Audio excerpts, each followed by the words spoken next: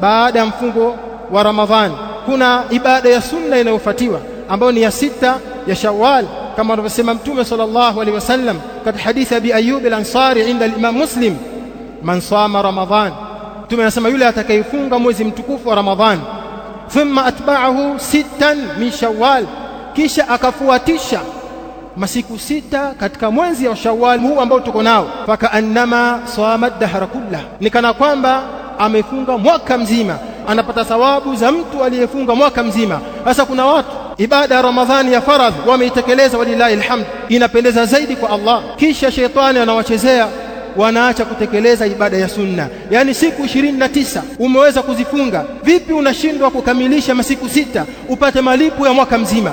Shetani yalabiki, kama kwamba shetani anakuchezea. Usiridhike na jambo hili, kwa sababu swala za sunna na ibada zingine za sunna zina umuhimu mkubwa. Wa anta bihaji masatin ilaiha, wewe unazihitajia sana biashaddi masa ila hadhihi alibadati sunan, siku ambayo utakutana na Mola wako.